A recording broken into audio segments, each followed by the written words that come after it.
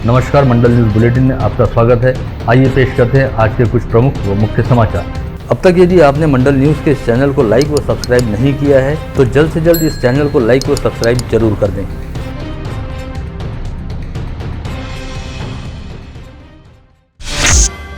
विगत एक सप्ताह से जारी कर्फ्यू को लेकर शहर पुलिस द्वारा आम जनता को एक बड़ी राहत देने का निर्णय लिया गया है, जिसके तहत कल शुक्रवार 19 नवंबर से दिन में 2 समय कर्फ्यू में ढील दी जाएगी। इसके तहत सुबह 9 से दोपहर 12 बजे तक तथा दोपहर 3 से शाम 6 बजे के दौरान जीवनावश्यक वस्तुओं की दुकानों सहित खाद व बीज की बिक्री हेतु कृषि सेवा केंद्रों को खुले रहने की अनुमति दी जा रही है। वहीं गत रोज जारी किए गए निर्देशानुसार शहर में सभी सरकारी कार्यालय व बैंक के कार्यालय अपने नियमित कामकाजी के समय शुरू रहेंगे और परीक्षा एवं प्रवेश प्रक्रिया में शामिल होने वाले विद्यार्थियों को शहर में बाहर आने जाने की छूट भी रहेगी। विगत शुक्रवार व शनिवार को अमरावती शहर में हुई हिंसा व तोड़फोड़ की वारदातों के बाद 5 पुलिस थाना क्षेत्रों में कुल 42 आपराधिक मामले दर्ज किए गए और अब तक 251 आरोपियों को धरा जा चुका है। इसके अलावा अन्य कई आरोपियों की सरगर्मी से तलाश जारी है। पुलिस द्वारा विगत शुक्रवार व शनिवार को हिंसा व दंगे फसाद फैलाने के मामले में करीब 8,500 से अधिक लोगों को नामजद किया गया है। साथ ही हिंसा व तोड़फोड़ को लेकर अब भी मिल रही शिकायतों के आधार पर पुलिस द्वारा लगातार मामले दर्ज किए जा रहे हैं। ऐसे में अभी और भी अपराध दर्ज होंगे तथा आरोपियों की संख्या भी बढ़ेगी। शहर पुलिस आयुक्तालय अंतर्गत नागपुरी गेट, खोलापुरी गेट, गाड़गे नगर, राजापेट व सिटी कोतवाली पुलिस थाने में कई आपराधिक मामले दर्ज हुए हैं। वहीं बडनेरा, नांदगांवपेट, फ्रेजरपुरा, भातकुली व बलगांव पुलिस थाने में इस बलवे को लेकर कोई भी अपराध दर्ज नहीं हुआ है। विगत शनिवार 13 नवंबर को स्थानीय राजकमल चौराहे पर भाजपा सहित कई हिंदुत्ववादी संगठनों द्वारा अमरावती बंद के दौरान किए गए प्रदर्शन को लेकर पुलिस द्वारा भाजपा नेताओं व पदाधिकारियों के खिलाफ लगातार एक के बाद एक मामले विभिन्न धाराओं के तहत दर्ज किए जा रहे हैं। ऐसे में जहां एक और भाजपा पदाधिकारी पहले से दर्ज किसी मामले में अदालत जाकर जमानत प्राप्त करते हैं, तब तक पुलिस द्वारा उसी आंदोलन को लेकर किसी अन्य धारा के तहत उनके खिलाफ कोई दूसरा मामला दर्ज किया जाता है। ऐसे ही गत रोज 17 नवंबर को सिटी कोतवाली पुलिस थाने द्वारा पूर्व पालक मंत्री प्रवीण पोटे व डॉक्टर अनिल बोंडे, मनपा के सभागृह नेता तुषार भारती, भाजपा पदाधिकारी शिवराज कुलकर्णी सहित 50 से 60 पदाधिकारियों के खिलाफ अपराध दर्ज किया गया। खास बात यह रही कि पूर्व पालक मंत्री प्रवीण पोटे व अनिल बोंडे सहित मनपा के सभागृह नेता तुषार भारती के खिलाफ एक ही दिन के दौरान विभिन्न धाराओं के तहत अलग अलग 3-3 एफआईआर दर्ज किए गए हैं।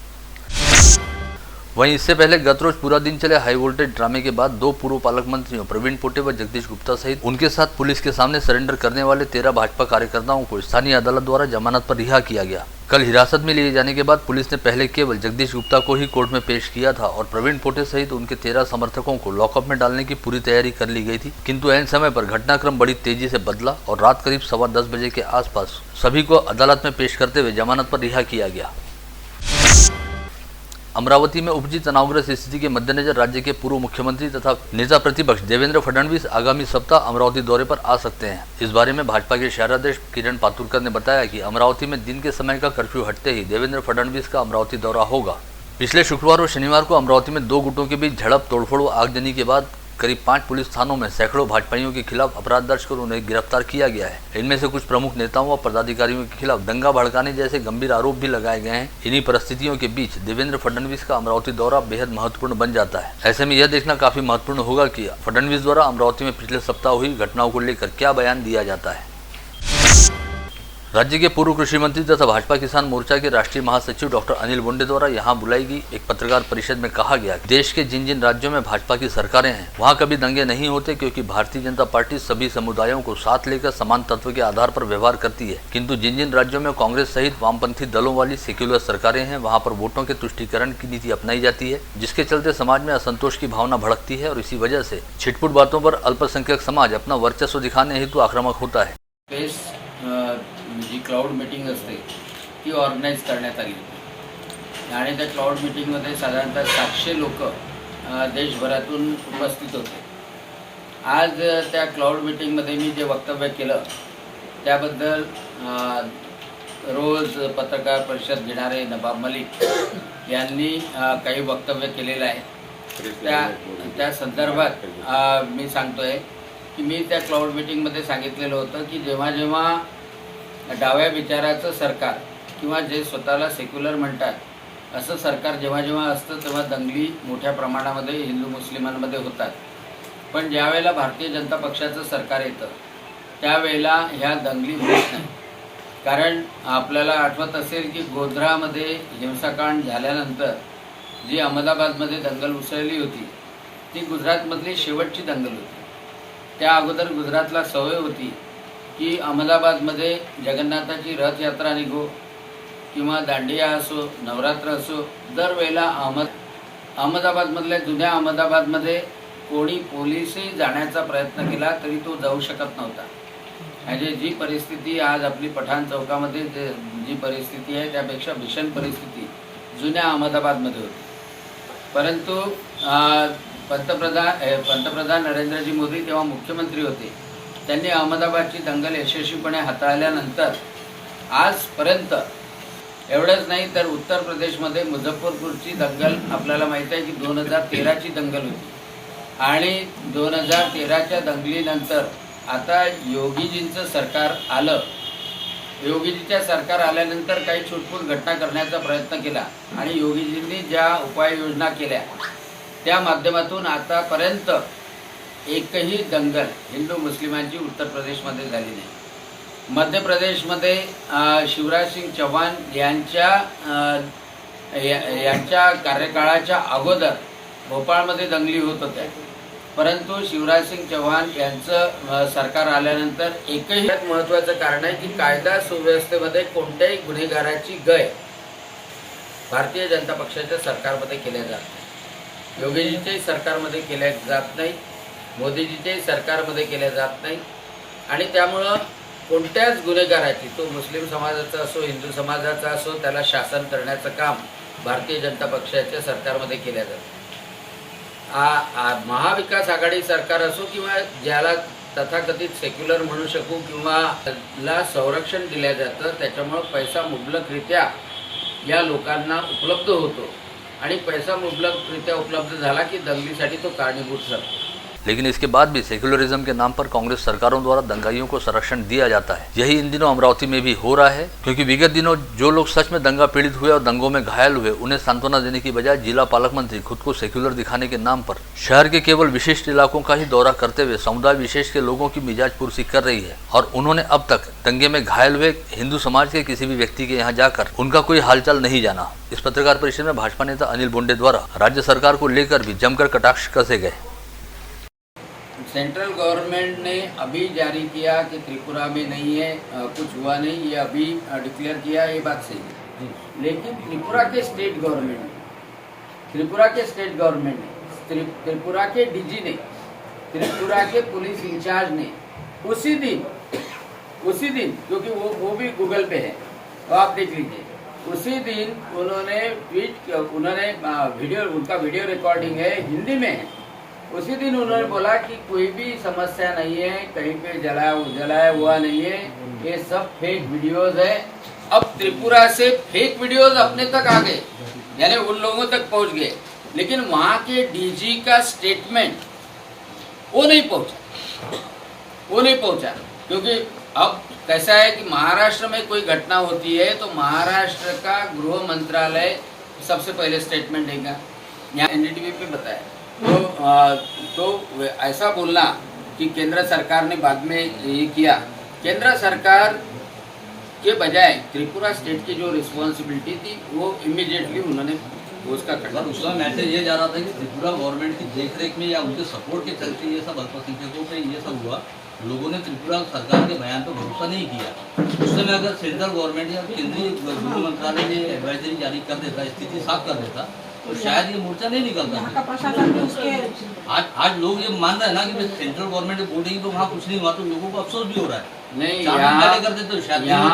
यहाँ पे ये पोस्ट आने के बाद में सशक्त होता तो डेफिनेटली अपने यहाँ का गृह मंत्रालय भी त्रिपुरा के होम मिनिस्टर से पूछ सकता था तो भाई आपके यहाँ पे घटना हुई कि नहीं हुई. लेकिन यहाँ के इंटेलिजेंस ब्यूरो को ये वीडियो चल रहे हैं, ये अफवाहें चल रही है, इसका पता ही चला नहीं. एक तो उनका फेलियर है कि पता चला नहीं, या तो गवर्नमेंट को लगता था कि होने दो. विगत शुक्रवार 12 नवंबर व शनिवार 13 नवंबर को अमरावती में घटित हिंसा व दंगे के मामले को लेकर पुलिस ने अपनी जांच शुरू करने के साथ ही दोषियों के खिलाफ कार्रवाई करनी भी शुरू कर दी है। इसके तहत पुलिस के साइबर सेल के हाथ अब कई महत्वपूर्ण जानकारियां प्राप्त हुई हैं, जिसके मुताबिक अमरावती के साथ ही महाराष्ट्र के मालेगांव व नांदेड़ सहित राज्य के अन्य इलाकों में हिंसा भड़काने के लिए सोशल मीडिया का सहारा लिया गया और सोशल मीडिया पर फर्जी नामों से 36 अकाउंट बनाते हुए बड़े पैमाने पर फेक न्यूज फैलाई गई, जिनमें कहा गया कि त्रिपुरा में कुछ मस्जिदों को नुकसान पहुंचाया गया है और वहां पर अल्पसंख्यकों को धार्मिक आधार पर निशाना बनाया जा रहा है। ऐसी ही खबरों को लगातार फैलाते हुए लोगों की धार्मिक भावनाओं को उकसाया गया, जिसके परिणाम स्वरूप अमरावती में दंगे व हिंसा हुई। इस आशय की रिपोर्ट पुलिस द्वारा राज्य के गृह मंत्रालय को सौंपी गई है, जिसमें 36 सोशल मीडिया पोस्ट का उल्लेख है, जिनमें ट्विटर पर 25, फेसबुक पर 6 और इंस्टाग्राम पर 5 पोस्ट है। इन सभी सोशल मीडिया अकाउंट के जरिए त्रिपुरा की कथित घटना को आधार बनाकर लोगों की धार्मिक भावनाओं को उकसाने के लिए फेक मैसेज तैयार करते हुए फॉरवर्ड किए गए। ऐसे में पुलिस अब इन 36 फर्जी अकाउंट के IP एड्रेस को खोजने के काम में जुट गई है, ताकि उन अकाउंट चलाने वालों को ढूंढ निकाला जा सके। पता चला है कि शुक्रवार और शनिवार को ट्विटर पर अमरावती वायलेंस इस हैशटैग के जरिए पोस्ट शेयर किए जा रही थी और महज 15 से 20 मिनट में इस हैशटैग के साथ 4 से 4,500 ट्वीट किए गए, जिसे कई गुना अधिक लोगों ने रीट्वीट व शेयर भी किया। इनमें से कई ट्वीट तो बेहद गंभीर व सनसनीखेज थे। ऐसे में सहज अंदाजा लगाया जा सकता है कि महज 15 से 20 मिनट में इतने बड़े पैमाने पर ट्वीट व रिट्वीट करना किसी सोची समझी साजिश का हिस्सा था, ताकि अमरावती शहर में दंगा कराने के साथ ही हिंसा फैलाई जा सके। शहर में इंटरनेट सेवा को पूरी तरह से बंद कर दिए जाने के चलते प्रसार माध्यमों का काम काफी बड़े पैमाने पर प्रभावित हुआ। ऐसे में जिला मराठी पत्रकार संघ के पदाधिकारियों सहित स्थानीय मीडिया के प्रतिनिधियों द्वारा गत रोज स्थानीय सरकारी विश्राम गृह पर जिला पालक मंत्री यशोमती ठाकुर से मुलाकात की गई और मीडिया कार्यालयों में इंटरनेट सेवा को शुरू रखने की मांग की गई, जिसके बाद पालक मंत्री यशोमती ठाकुर ने राज्य के गृह मंत्री दिलीप वलसे पाटिल तथा पुलिस आयुक्त डॉक्टर आरती सिंह से फोन पर वार्तालाप करते हुए मीडिया क्षेत्र के लिए नेटबंदी में राहत दिए जाने को लेकर बातचीत की और आज शहर में सभी मीडिया कार्यालयों में इंटरनेट की सेवा ब्रॉडबैंड के जरिए बहाल की गई। शहर में विगत शुक्रवार व शनिवार को तैयार हुए हिंसक वातावरण को शांत करने के साथ ही हालात को पूर्ववत करने के लिए पुलिस अधिकारियों व हेल्पलाइन के पदाधिकारियों द्वारा शहर के संवेदनशील क्षेत्रों में दोनों समुदायों के नागरिकों की बैठक ली जा रही है। इसके तहत विगत 2 दिनों की अवधि के दौरान शहर में हेल्पलाइन व शांतता समिति के सहयोग से करीब 22 स्थानों पर बैठकें ली जा चुकी हैं। वहीं खुद शहर पुलिस आयुक्त डॉक्टर आरती सिंह रोजाना रात 12 से तड़के 3 बजे तक शहर के विभिन्न इलाकों का दौरा करते हुए पुलिस बंदोबस्त का जायजा ले रही हैं और हालात की समीक्षा कर रही हैं। विगत शुक्रवार व शनिवार को अमरावती शहर में जो कुछ भी हुआ उसे नियंत्रित करने हेतु पुलिस द्वारा फौरी तौर पर उठाए गए कदम निश्चित रूप से तारीफे काबिल थे, जिसका सभी शहरवासियों द्वारा समर्थन भी किया गया। लेकिन उस घटना के चलते लागू किए गए कर्फ्यू और नेटबंदी को अब लंबा खींचे जाने की वजह से धीरे धीरे शहरवासियों का सब्र जवाब देने लगा है। साथ ही कर्फ्यू को लेकर अब आम शहरवासियों में काफी हद तक असंतोष और खींच का माहौल है, क्योंकि इस कर्फ्यू की वजह से आम जनजीवन पूरी तरह से ठप व अस्त व्यस्त हो गया है तथा व्यापार व्यवसाय बंद रहने के चलते विगत 1 सप्ताह के दौरान लाखों करोड़ों रुपए का नुकसान भी हो चुका है। ऐसे में अब अमरावती शहरवासी जल्द से जल्द इस कर्फ्यू व नेटबंदी से छुटकारा पाना चाहते हैं।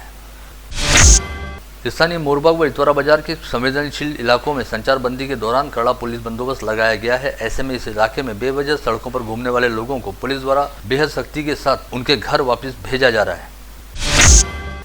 शहर में आज जीवनावश्यक वस्तुओं की दुकानों के लिए पुलिस द्वारा कर्फ्यू में सुबह 11 से शाम 5 बजे तक ढील दी गई थी, लेकिन इसके बावजूद भी इतवारा बाजार परिसर में सब्जी, फल व किराना की कोई भी दुकान नहीं खुली।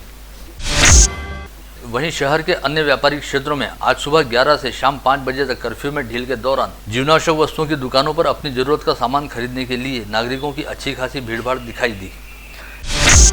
इस समय अमरावती शहर में कर्फ्यू के साथ साथ इंटरनेट सेवा पर भी पाबंदी लगी हुई है। ऐसे में सभी लोगों के एंड्रॉयड मोबाइल व लैपटॉप इंटरनेट के बिना सादे डब्बे बने हुए हैं। वहीं पढ़ाई लिखाई करने वाले बच्चों सहित वर्क फ्रॉम होम करने वाले युवाओं को काफी तकलीफों का सामना करना पड़ रहा है। ऐसे में कई युवा इंटरनेट की तलाश में शहर की सीमा से बाहर जा रहे हैं, ताकि वे इंटरनेट की रेंज में आ पाएं और उनकी पढ़ाई लिखाई व दैनिक काम को ऑनलाइन तरीके से किया जा सके। ऐसे में इन दिनों शहर के बाहरी इलाकों में सड़कों के किनारे कई युवा व महाविद्यालयीन छात्र छात्राएं अपने मोबाइल व लैपटॉप लेकर बैठे देखे जा सकते हैं।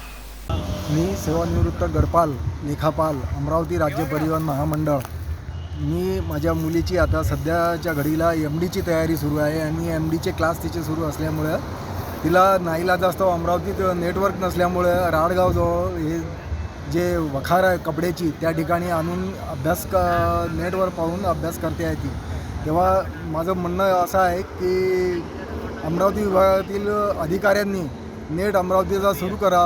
या विद्यार्थ्यांचे जे हाल होत आहे ते या राजकारण्यांनी समजून घ्यावे आणि असा हा जो आहे हा प्लॅटफॉर्मवर तुम्हाला जो सोशल मीडियाचा जो प्लॅटफॉर्म आहे तो वेगळा त्यांनी बंद करावा जसं इंस्टाग्राम झालं, फेसबुक झालं, व्हॉट्सअप झालं, हे सगळे त्यांनी बंद करावे. ज्यामुळे धोका निर्माण होतो असं त्या शासनाला वाटत असेल ते सगळं बंद करावे. परंतु जे इंटरनेट आहेत ते त्यांनी चालू करावे. आता आम्हाला असुविधा होत आहे. बऱ्याचशा आम्ही नेटच्या शोधात आम्ही बाहेरगावून इथपर्यंत फिरत येत आहोत. यामुळं शासनाने याकडे लक्ष द्यावे अशी माझी शासनास विनंती आहे. त्याचमुळं अमरावतीचे व्यापार ठप्प झाले, बँका ठप्प झाल्या. आमच्या शेअर मार्केटमध्ये आम्ही इन्व्हेस्ट करतो. आज शेअर मार्केट गळगळला, उद्या बंद झाला. आम्हाला त्यातूनही प्रॉफिट नुकसान होत आहे. त्यामुळे या नेटमुळे हे सगळे प्रॉब्लेम उत्पन्न होत आहे. असं मी शासनास विनंती करतो की यापुढे जर अशी घटना जर शहरात झाली तर त्यांनी जो सोशल मीडियाचा प्लॅटफॉर्म आहे तो त्यांनी सपशेल बंद करावा. त्याबद्दल आमची नागरिकांची काहीही हरकत नाही. परंतु इतर ज्या असुविधा होत आहेत, विद्यार्थ्यांना म्हणा, दुसऱ्या व्यापाऱ्यांना म्हणा, या सगळ्या त्यांनी चालू कराव्या अशीच माझी नम्र विनंती शासनास आहे. स्थानीय उद्योजक व सामाजिक कार्यकर्ता रहने के साथ ही पूर्व पुलिस अधिकारी नितिन मोहोड़ द्वारा विगत शुक्रवार व शनिवार को अमरावती शहर में हुई हिंसा व तोड़फोड़ के लिए पुलिस महकमे के खुफिया विभाग की नाकामी को जिम्मेदार बताया गया है। यहाँ जारी विज्ञप्ति में नितिन मोहोड़ ने कहा कि एक संगठन के आह्वान पर शहर में 20-25 हजार लोगों का जमावड़ा इकट्ठा हो जाता है और पुलिस को इसकी भनक भी नहीं लगती। ऐसे में पुलिस की मुस्तैदी पर सवालिया निशान तो उठाए ही जाएंगे, क्योंकि आज पुलिस की इस नाकामी की सजा को आम शहरवासी भुगत रहे हैं। जिले में आज कोई भी व्यक्ति कोविड संक्रमित नहीं पाया गया। विगत 24 घंटे के दौरान 4 संक्रमित मरीज कोविड मुक्त हुए। इस समय जिले में कुल 5 एक्टिव पॉजिटिव मरीज हैं, जिनमें मनपा क्षेत्र के 2 तथा ग्रामीण क्षेत्र के 3 मरीजों का समावेश है, जिनमें से 1 मरीज को कोविड अस्पताल में भर्ती रखा गया है। वहीं मनपा क्षेत्र में 2 व ग्रामीण क्षेत्र में 2 मरीजों को होम आइसोलेशन में रखा गया है। विगत 24 घंटे के दौरान जिले में 129 संदिग्धों के थ्रोट स्वेब सैंपलों की जांच की गई, जिसमें से किसी की भी टेस्ट रिपोर्ट पॉजिटिव नहीं आई। वहीं इस समय कोविड संक्रमित मरीजों के कोविड मुक्त होने का प्रमाण 98.33% पर स्थिर है। कोविड महामारी के चलते पिछले 1 साल से बंद रहने वाली सूरत अमरावती एक्सप्रेस अब आगामी 25 नवंबर से एक बार फिर पटरी पर दौड़ने वाली है। हालांकि इस ट्रेन से सफर करते समय यात्रियों को कोविड प्रतिबंधात्मक नियमों का कड़ाई से पालन करना होगा। अमरावती सूरत एक्सप्रेस एक बार फिर शुरू होने की जानकारी महानगर यात्री संघ के अध्यक्ष अनिल तरडेजा द्वारा दी गई है। जिले के सभी 7/12 प्रमाण पत्र कंप्यूटरकृत व ऑनलाइन किए जा चुके हैं। ये सभी 7/12 दस्तावेज अब राजस्व विभाग की मुहिम के अंतर्गत किसानों को निःशुल्क घर पहुंचाए जा रहे हैं। इसके तहत अब तक 3,76,433 किसानों को घर पहुंच मुफ्त 7/12 दिए जाने की जानकारी जिला प्रशासन द्वारा दी गई है। गाड़गीनगर पुलिस थाना क्षेत्र अंतर्गत आशियाड कॉलोनी में रहने वाली एक महिला सुबह के समय अपने आंगन में झाड़ू लगा रही थी। तभी दोपहिया पर सवार 2 अज्ञात युवक वहां पहुंचे और उन्होंने इस महिला के पास आते ही इस महिला के गले से चाकू लगाते हुए गले से मंगलसूत्र झपट लिया, जिसका मूल्य 20,000 रुपये आंका गया है। गाड़गीनगर पुलिस मामले की जाँच कर रही है। अकोला के सरकारी मेडिकल कॉलेज के नर्सिंग पाठ्यक्रम में प्रवेश दिलवाने का प्रलोभन दिखाते हुए 2 लोगों ने अमरावती जिले की 100 से अधिक छात्राओं के साथ आर्थिक जालसाजी किए जाने का मामला सामने आया है। बुधवार को यह मामला सामने आने के बाद आर्थिक जालसाजी के शिकार छात्राओं व उनके अभिभावकों ने जीएमसी में भीड़भाड़ इकट्ठा की। हालांकि यह धोखाधड़ी अमरावती जिले में होने के चलते अकोला पुलिस ने भुक्तभोगी छात्राओं को अमरावती में ही शिकायत दर्ज कराने की बात कही। गाड़गीनगर पुलिस द्वारा विलासनगर परिसर निवासी राहुल राजू राउत नामक एक आरोपी को शादी का प्रलोभन दिखाकर एक युवती के साथ दुराचार किए जाने के मामले में गिरफ्तार किया गया है। युवती की शिकायत पर मामले की जांच जारी है। यवतमाल जिले के तिरझड़ा क्षेत्र में सुरेश पवार नामक 34 वर्षीय युवक का सोमवार की रात करीब 9:30 बजे सफेद रंग की एक कार में आए कुछ लोगों ने अपहरण कर लिया, जिसके बाद 2 दिन पश्चात सुरेश पवार का शव वड़की नदी के वर्धा नदी पात्र में पड़ा मिला। पांडवगढ़ पुलिस ने 6 अज्ञात बदमाशों के खिलाफ हत्या का मामला दर्ज किया है। यवतमाल जिले के पांडरगौड़ा में रहने वाले रामभाऊ गेडाम को हेल्थ बीमा के नाम पर दिल्ली के 3 बदमाशों ने 21,76,000 रुपये से ठग लिया। इस मामले में पांडरगौड़ा पुलिस ने दिल्ली के करण सक्सेना सहित अन्य 2 लोगों के खिलाफ अपराध दर्ज किया है। आप देख रहे थे मंडल न्यूज बुलेटिन। हमारे चैनल को लाइक करें, शेयर करें और हाँ, सब्सक्राइब करना ना भूलें। कल होगी आपसे फिर मुलाकात, तब तक के लिए धन्यवाद।